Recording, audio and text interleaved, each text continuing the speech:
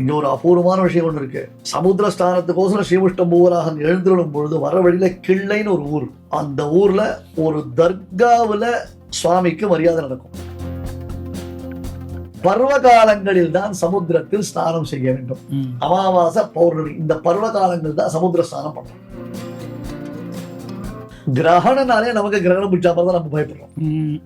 முதல் விஷயம் கிளாரிஃபை பண்றேன், ஸ்ரீ வைஷ்ணவர்களுக்கு கிரகணத்திற்கு தனிப்பட்ட முறையில் எந்த பரிகாரமும் கிடையாது. கிரகணம்ன்றது புண்ணிய காலம். புண்ணிய காலத்துல உபவாசம் இருப்பது நமக்கு சக்தியை கொடுக்கும், தபஸ கொடுக்கும், நல்ல ஆத்ம பலத்தை கொடுக்கும்.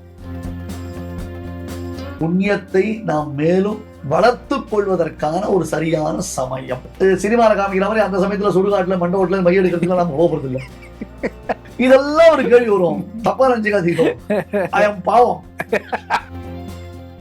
பிக் சேல் வந்தாச்சு. விகடன் டிஜிட்டல் ஒரு வருட சந்தா இப்போது வெறும் ரூபாய் 899 மட்டுமே. இன்றே சப்ஸ்கிரைப் செய்யுங்கள். சக்தி விகடன் நேயர்களுக்கு அன்பு வணக்கம். நம்ம மாசி மாதத்தில் வரக்கூடிய முக்கியமான தினங்கள் குறித்து சுவாமிகள் மூலம் கேட்டு தெரிஞ்சுட்டே வரோம்.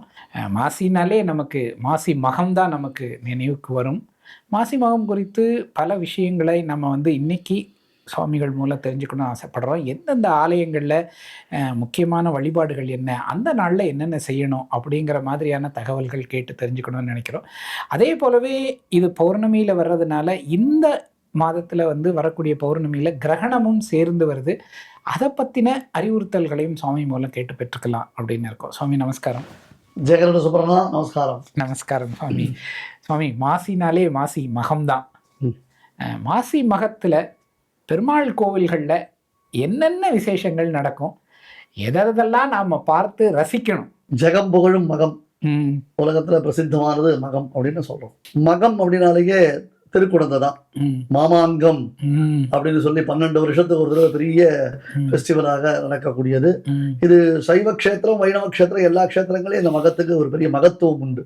மகத்துவம் வாய்ந்ததாகத்தான் இந்த மகமானது இருக்கிறது. மகம் ஃபெஸ்டிவல் அப்படின்னு எடுத்துட்டோம்னா, ஸ்ரீ வைஷ்ணவ சம்பிரதாயத்தில் எடுத்துட்டோம்னா திருக்கோஷ்டியூர் இப்பதான் சமீபத்தில் கூட பெருமாளுக்கு சொர்ண விமானம் பிரதிஷ்டையாகி சம்பரோஷம் நடந்திருக்கு. ரொம்ப விசேஷமா இருக்கும். அந்த ஊர்ல அந்த தெப்போத்சவம்ன்றது ரொம்ப விசேஷமானது. மகத்தன்னைக்கு தெப்போத்சவம் நடக்கும்.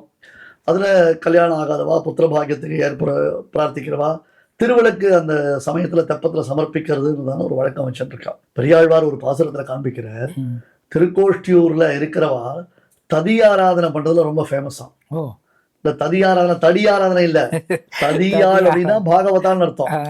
இப்ப போன வாரம் நம்ம குலசேகர ஆழ்வாருடைய எபிசோட்ஸ் பார்த்தோம் இல்லையா, அதுல ததியாராதனை தான் பண்ணினார். பாகவதால் ஸ்ரீ வைஷ்ணவர்களை கொண்டாடினார் அர்த்தம். அந்த ததியாள்னா பாகவதாளுக்கு பேரு. அந்த ஊர் எப்படின்னா, பூமியெல்லாம் பாலம் பாலமா வெடிச்சு பருகுவதற்கு ஒரு சொட்டு தண்ணீர் கூட இல்லாத சமயத்துல கூட யாராவது பசிக்கிறதுன்னு வந்தாங்கன்னா அவளுக்கு அன்னம் கறி செய்டை சமைத்துன்றதாக சொல்லி பலவிதமான பக்ஷ போஜங்களோட ததியாராதனை பண்ணுவாளா. அவ்வளவு பரந்த மனசு கொண்டவர்களாம் திருக்கோஷ்டியூர் வாழ் மக்கள். பெரியாழ்வார் சொல்ற, அப்பேற்பட்ட அந்த திருக்கோஷ்டியூர் வாழ் மக்கள் இருக்காளே, ததியாராதனையில் சிறந்தவர்கள் இருக்காளே, அவர்கள் எங்களை வித்துடலாம்ன்ற, நான் அடிம சாசனம் எழுதி கொடுக்குறேன்ற அவ்வளவு பெரிய மகான்கள் அந்த ஊர். ஏன்னா இந்த எதுக்காகனா, இந்த மாசி மகம் தெப்பத்தும் பொழுது நம்ம பார்த்தா அந்த ததியாராதனை ரொம்ப விசேஷமா நடக்கும். ரொம்ப விசேஷமா நடக்கும். அதே மாதிரி ஸ்ரீமுஷ்ட கஷேத்திரம், பூவராக பெருமாளுடைய கஷேத்திரம். பெருமாள் கிட்டத்தட்ட ஒரு 40 நாளைக்கு வெளியில் எழுந்தளிக்கிறார். இந்த மாசி மகத்துக்கோசரம், சமுத்திர ஸ்தானம் போறதுக்கோசரம். இங்க ஒரு அபூர்வமான விஷயம் ஒன்று இருக்கு. சமுத்திர ஸ்தானத்துக்கோசரம் ஸ்ரீமுஷ்டம் பூவராகன் எழுந்துள்ளும் பொழுது வர வழியில கிள்ளைன்னு ஒரு ஊர், அந்த ஊர்ல ஒரு தர்காவுல சுவாமிக்கு மரியாதை நடக்கும். இன்னைக்கும் நடக்கிறது. என்ன, எதனால, என்ன விசேஷம்? அவர் அந்த காலத்துல பெருமாளுக்கு கைங்கரியங்கள் பண்ணியிருக்காருன்னு சொல்றான். அந்த தர்காவை சேர்ந்தவர். அதுல அந்த எனக்கு அதனுடைய அந்த தர்காவுடைய சிக்னிபிகன்ஸ் எனக்கு ரொம்ப டீட்டெயில்ஸ் தெரியாது. அதை சேர்ந்தவர் அந்த பெருமாள்கிட்ட நிறைய கைங்கரியம் பண்ணியிருக்கார் அப்படின்னு சொல்லுவான். சோ அவர் பண்ணின கைங்கரியத்திற்கு கிரெடிட்டாக பெருமாள் அவருக்கும் மரியாதை கொடுக்கிறார். ஒரு புஷ்பமாலை அந்த மாதிரி பெருமாள் மரியாதை கொடுக்கிறார். அவளும் பெருமாளுக்கு நாட்டு சக்கரை, வாழைப்பழங்கள் கொண்டு நைவேத்தியம் பண்ணி சமர்ப்பிக்கிறா. இது மத நல்லிணக்கம்னு சொல்லிட்டு நாம உட்கார்ந்து வெறும மத கலவரத்தை தூண்டிட்டு இருக்கோம். அது சரி. இந்த மாதிரி விஷயங்களை வெளியில சொல்லவே சொல்லவே மாட்டோம். மாட்டோம், அதெல்லாம் சொல்ல மாட்டோம். தேவையில்லாத விஷயங்களை சொல்லிட்டு மத கலவரத்தை தூண்டிட்டு இருக்கோம். இது மத நல்லிணக்கம். ஆமா. அந்த தர்காவை அங்க பெருமாள் எழுறார், அவ ஏதோ ஒரு உபச்சாரம் பண்றான், பெருமாள் அவளுக்கு ஒரு மரியாதை பண்ற. வராகன் இன்னைக்கும் கூட நான் கேள்விப்பட்டிருக்கேன், அந்த பிராந்தியத்துல சில பேர் வராக சாயபூன்னு கூட பேர் வச்சுப்பாளாம். நான் கேள்விப்பட்டிருக்கேன். வராக சாயபூ அப்படின்னு கூட அவ பேர் வச்சுக்கிறான். ஏன்னா பூவராகன் பேர்ல அவர்கள் கொண்டிருக்கக்கூடியதான பக்தி அப்படின்னு சொல்றான். பெருமாள் கிட்டத்தட்ட ஒரு 40 நாள் எழுதுகிறார். அகோபிலம் பிரகலாதவர்தன் அப்படிதான் எழுறாரு, ரொம்ப நாள் எழுறாரு. ஆயனா திருக்கோவிலூர் தேகலீசம், அந்த பெருமாள் சமுத்திர ஸ்நானத்துக்கோசரம் ரொம்ப தூரம் எழுறார். திருவகீந்திரபுரம் தேவநாதன், இந்த திருக்கோவிலூர் ஆயனாரும் திருவகீந்திரபுரம் தேவநாதனும் நடுநாட்டு திருப்பதிகள். இவா 2 பேருமே ஆழ்வார்களுடைய அவதாரத்துல நாம பார்த்தோம். தேவநாத பெருமாள் அந்த பல்லாக்கோட சமுத்திர அலைகள்ல அப்படி எழுந்துள்ளக்கூடிய அழக சுவாமி தேசிகன் மாசி கடலாடி மகிழ்ந்தாடி வருவானேன்னு சாதிக்கிறார். அந்த குழந்தைகள் எல்லாம் போயிட்டு அலையில நின்றுனா ஓன்னு அலை அடிச்சுட்டு அப்படி காலங்கள் அந்த மண்ணை அடிச்சுட்டு போச்சு, அந்த குழந்தைகளுக்கு ஒரு பிளஷ், அப்படி ஜாலியா சிரிக்கும்ல. அந்த மாதிரி தேவநாதன் படகோ தன்னுடைய பல்லாக்கோட அந்த அலையில போயிட்டு வருது, அப்படி ரசிச்சுட்டு குட்டி குழந்தை ஓடி ஓடி போயிட்டு விளையாட்டு வரா மாதிரி இருக்குன்னு தேசிகன் வர்ணிக்கிற மாசி கடலாடி மகிழ்ந்து வருவானேன்னு அந்த உற்சவத்தை படுற தேவநாத பெருமாள் அங்க எழுந்தொழி தீர்த்தவாரி கண்டுவிடுவது. எல்லா கோவில்களையும் உண்டு. காஞ்சி வரதராஜ பெருமாள் மாசி மகம் தெப்பம் தீர்த்தவாரிக்கு தெப்பத்துக்கு எழுந்துள்ளார். ராஜகோலம் தெப்பம்ன்றது அங்க எழுதுகிறார். ரங்கநாத பெருமாளுக்கு மாசி மகத்துல உற்சவங்கள் உண்டு. எல்லா கோவில்களையும் ஒரு தெப்பமோ அல்லது ஒரு பாரிவேட்டையோ ஒரு சமுத்திர ஸ்நானமோ. பார்த்தசாரதிலாம் நம்ம சமுத்திரத்துக்கு கருடாந்திர எழுதுவார். நம்ம பார்த்தசாரதி, மயிலாப்பூர் ஆதிகேசவர், அப்புறம் ஸ்ரீனிவாச பெருமாள், இவ எல்லாருமே சமுத்திரத்துக்கு எழுந்துடுவான். ஏன்னா ஒரு சூக்ஷமான ஒரு விஷயம் சொல்ல, சாதாரண நாட்களில் சமுத்திரத்தின் ஜலம் நம் மீது படக்கூடாது. பருவ காலங்களில் தான் சமுத்திரத்தில் ஸ்நானம் செய்ய வேண்டும். அமாவாசை பௌர்ணமி இந்த பருவ காலங்கள் தான் சமுத்திர ஸ்நானம் பண்ணுவோம். எக்ஸப்ட் திருப்புல்லானி, ராமேஸ்வரம், வர்க்கலா, பூரி ஜெகநாதம், இந்த 4 க்ஷேத்திரம் தவிர்த்து மற்ற ஊர்களில் நீங்க மெரினா உண்டா, சாந்தோம் உண்டா, அப்புறம் எலியட்ஸ் பீச் உண்டாலாம் என்ன கேட்காதீங்க. ஜுகு பீச் உண்டா அப்படிலாம் கேட்காதீங்க. மற்ற நாட்களில் சமுத்திர ஜலம் நம் மீது படக்கூடாது. அப்படின்னா பீச்சுக்கு போங்க, வாக்கிங் போங்க, பலூனை பார்த்து டுப்புன்னு சுட்டுடுவாங்க, ஆனா சமுத்திரத்துல நிக்காதீங்க, நிக்க கூடாது. இது பருவதம் இல்லையா? அந்த பருவ தினத்துல சமுத்திர ஸ்நானம் பண்ணுவோம். ஆனால் நீங்க முதல்லயே நிகழ்ச்சியில ஆரம்பித்த மாதிரி இந்த வருஷம் ஒரு பெரிய சட்ட சிக்கல் இருக்கு. என்னதுன்னா கிரகணம். கிரகணனாலே நமக்கு கிரகணம் பிடிச்சா தான் நம்ம பயப்படுறோம். முதல் விஷயம் கிளாரிஃபை பண்றேன், ஸ்ரீ வைஷ்ணவர்களுக்கு கிரகணத்திற்கு தனிப்பட்ட முறையில் எந்த பரிகாரமும் கிடையாது. சில நட்சத்திரங்கள்ல பிடிக்கிறதுனா கிரகண காலங்களில் புண்ணிய காலங்களில் ஸ்நானமும் செய்துவிட்டு அந்த காலங்களில் ஜபதபாதிகள் பண்றது விசேஷம். காயத்ரி ஜபம் பண்ணலாம், அவளுக்கு உபதேசம் பண்ணிருக்கக்கூடிய அஷ்டாட்சரம் முதலான மந்திரங்கள் அப்படின்றத பண்ணலாம். ஏதோ ஒன்று சகசநாமம் சொல்லலாம், சுவாமி சன்னதியில் விளக்கேற்றி வச்சுட்டு சுவாமி திருவாராதனம் பண்ணலாம். இல்லை கிரகண காலத்துல கிரகண புண்ணிய காலம், கிரகண புண்ணிய காலம் பேரு. நிறைய பேர் அதை தப்பா புரிஞ்சுக்கிறா. கிரகணத்துக்கு புண்ணிய காலம், சோமோபராக புண்ணிய காலம், சூரியோபராக புண்ணிய காலம்னு நம்ம சொல்றோம். புண்ணிய காலம் இது ஒன்றும் பெரிய தீட்டுனோ பாபம்னோ நினைச்சுக்கிறது இல்லை. ஆனா சாப்பிடக்கூடாது. ஏன் சாப்பிடக்கூடாது? அந்த டயத்துல சாப்பிடக்கூடாது அப்படியா? அதுதான் இது ஒரு முக்கியமான கேள்வி இது. ஏன்னா இப்ப நிறைய பேர் அதை கேள்வி பண்ண ஆரம்பிச்சுட்டா. நாங்க கிரகணத்தை போது சாப்பிட்றோம், எங்களுக்கு ஒண்ணுமே ஆகல பாருன்றோம். சந்தோஷம், கிரகணத்தை போது சாப்பிட்டா ஒன்னும் ஆகல. அதே மாதிரி கர்ப்பிணிகளை கொண்டு வெளில நிக்க வேண்டியது தானே. கிரகணம்ன்றது புண்ணிய காலம். புண்ணிய காலத்துல உபவாசம் இருப்பது நமக்கு சக்தியை கொடுக்கும், தபஸ கொடுக்கும், நல்ல ஆத்ம பலத்தை கொடுக்கும். அதுக்காக உபவாசம் விதிக்கப்பட்டதை தவிர்த்து இப்ப குழந்தை அம்மாயிட்ட பால் சாடாத குழந்தைக்கு எதனா ஆபத்து தானே. ஒரு நோயாளி இருக்கார், அந்த சமயத்துல அவருக்கு எதனா ஆகாரம் தேவைப்படுது, அவருக்கு ஆகாரம் கொடுத்துட்டு அவர் என்ன பூடுவார் அர்த்தம் அதுக்கு. ஒரு கர்ப்பிணி இருக்கா, ஐயோ பாவம் முடியாம இருக்கா, அவளுக்கு பசிக்கிறது, அந்த சமயத்துல சாப்பிட்டான தப்பான. அதான் விஷயம். கிரகண காலத்துல உபவாசம் என்பது எப்படி ஏகாதசி புண்ணிய காலம் உபவாசம் இருக்கும், புரியுதா? அமாவாசை பௌர்ணமி முதலான இரவு நேரங்களில் உபவாசம் நமக்கு விதிக்கப்பட்டிருக்கு. அந்த மாதிரி புண்ணிய காலங்களில் இப்ப வரலட்சுமி விரதம், அப்புறம் நிருசிம்ம ஜெயந்தி, ஸ்ரீ ஜெயந்தியில உபவாசம் இருக்கோ இல்லையோ, அது போல புண்ணிய காலமானாலும் உபவாசம்.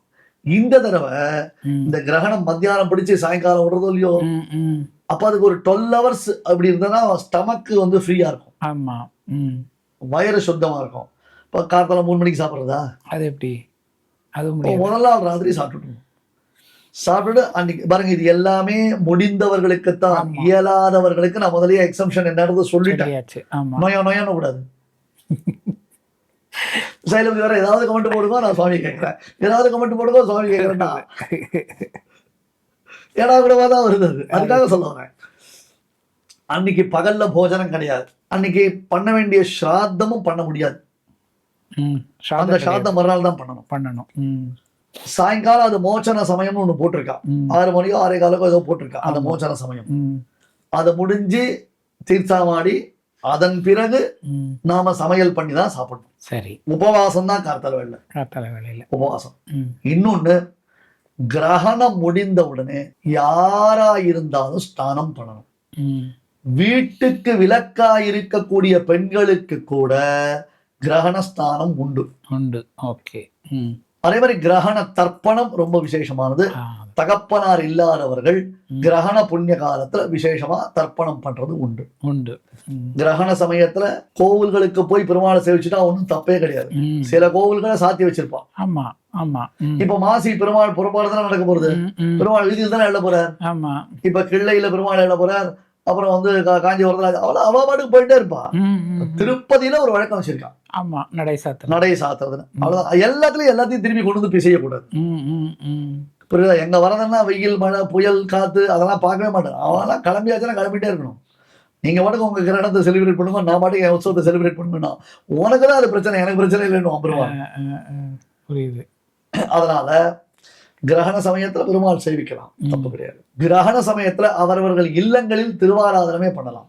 நீங்க இந்த திருவாராதனத்தை பத்தி ஒரு கேள்வி கேட்டு அந்த எபிசோட் நான் ஒண்ணு பண்ணணும். சாலக்கிராம திருவாராதனம் என்னன்றதை நான் சொல்லித்தரேன், அதையும் புரிஞ்சுக்கணும். கண்டிப்பா. நம்ம மக்களுக்கு அதை அவசியம் சொல்லலாம். கண்டிப்பா. திருவாராதனம் பண்ணலாம், ஜபதபாதிகள் பண்ணலாம். முதல்ல ஒரு ஸ்நானம் பண்ணிட்டு சுத்தமா உட்காந்து ஜபதபாதிகள் பண்ணி மறுபடியும் சுத்த மண்டல ஸ்நானம் மோச்சனத்தும் பொழுது ஸ்நானம் பண்ணி அத கிரகணத்தை முடிக்கணும். நடுவுல தர்ப்பண காலம்னு ஒண்ணு உண்டு. அந்த தர்ப்பண காலத்துல தர்ப்பணம் பண்ண வேண்டியவர்கள் தர்ப்பணம் பண்ணணும். இப்ப வீட்டுல இருக்கிற எல்லாரையும் நாம குளிக்க வைக்கணும். அந்த காலத்துல பசுமாடுகள்லாம் கூட குளிக்க வைப்பான். ஏன்னா அது சுத்த மண்டல ஸ்தானம், கிரகண பீடைலாம் இல்ல. நாம சொல்ல முடியுதா, கிரகணத்துடைய பீடை அப்படின்ற வார்த்தை நம்ம யூஸ் பண்ண மாட்டோம். புண்ணிய காலத்துல இது நடக்கக்கூடிய விஷயம். சில நட்சத்திரங்கள்ல பிடிக்கிறது, அதுக்கு பரிகாரம் என்னன்னா, ஸ்ரீ வைஷ்ணவ சம்பிரதாயத்தை பொறுத்தவரை அது பரிகாரம் கிடையாது.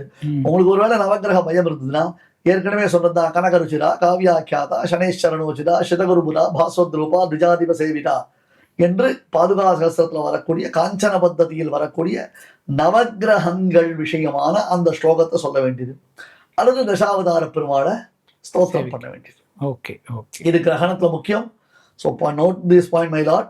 கிரகணத்துல உபவாசம் தான் அன்னைக்கு. சாயங்காலம் மோச்சனமாகி சுத்த மண்டல ஸ்நானம் பண்ணின பிறகு அடுப்பு மூட்டி சமையல் பண்ணி சாப்பிடணும். முடியாதவர்கள் எல்லாத்துலயும் விதிவிலக்கு, அதை திருப்பி இங்க உள்ள கொண்டு வராதீங்க. அப்புறம் தர்ப்பணம் பண்ண வேண்டியவர்கள் தர்ப்பணம் பண்ணணும்.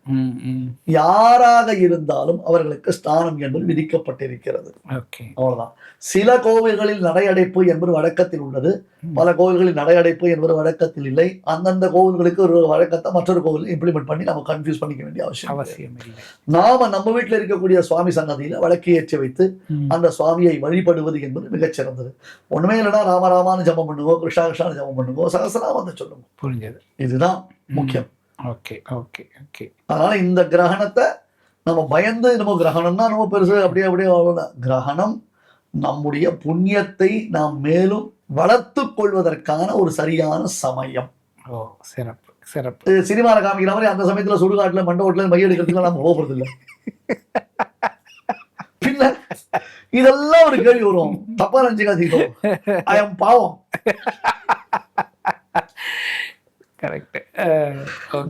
நம்ம பெருமாளை சேவிப்போம், வாயினால் பாடி மனத்தினால் சிந்திப்போம். இல்லை எப்பயும் சொல்லி பேசுறாரு அப்படின்னா அதே பல நேயர்கள்லாம் இல்லையா, எல்லாரும் ரசிக்கிறாங்க.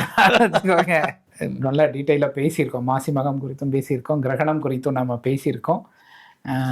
மத நல்லிணக்க உற்சவமாகவே இந்த மாசி மகத்தை பார்க்க வேண்டியது. ஓகே, அது வந்து ஸ்ரீமுஷ்ணம் பூவரக சுவாமி சுவாமி வாட்டு ஒவ்வொரு கோவிலாக சொல்லி விட்டுறாரு, எப்படா வாய்ப்பு கிடைக்கும் அப்படின்னு நம்ம தேடி தேடி போகிறதா இருக்குது. நான் இடையில திருக்குடிக்குடி போயிட்டு வந்துட்டேன். அது உங்களுக்கு ஏற்கனவே வீடியோ நீங்கள் பார்த்துருப்பீங்க நேயர்கள் எல்லாருமே. அந்த மாதிரி நம்ம பல இடங்களுக்கு போக வேண்டிய இருக்குது, பெருமாளை தரிசனம் பண்ண வேண்டியது இருக்குது. அதுக்கு எல்லாத்துக்குமே நம்ம சுவாமிகளோட வழிகாட்டுதலையும் நம்ம எடுத்துக்க போகிறோம். சுவாமி ரொம்ப நல்லா சொன்னீங்க. இந்த தடவை நான் கமெண்ட்டை பற்றி சொல்லவே இல்லை. நீங்கள் லைக் பண்ணுங்கள், ஷேர் பண்ணுங்கள். சக்தி விகடன் சேனலை இது வரைக்கும் சப்ஸ்கிரைப் பண்ணலைன்னா மறக்காமல் சப்ஸ்கிரைப் பண்ணுங்கள். சுவாமி நன்றி. ஜெய சுபர்ணா. நமஸ்காரம். நமஸ்காரம். விகடன் வாசகர்களே, உங்களுக்கு ஒரு நற்செய்தி. 55% தள்ளுபடியுடன் விகடன் டிஜிட்டல் ஒரு வருட சந்தா ரூபாய் 899 மட்டுமே. மேலும் ஒரு மாதம் போனஸ். இன்றே சப்ஸ்கிரைப் செய்யுங்கள். உங்கள் வாசிப்பு உலகத்தை விரிவாக்குங்கள்.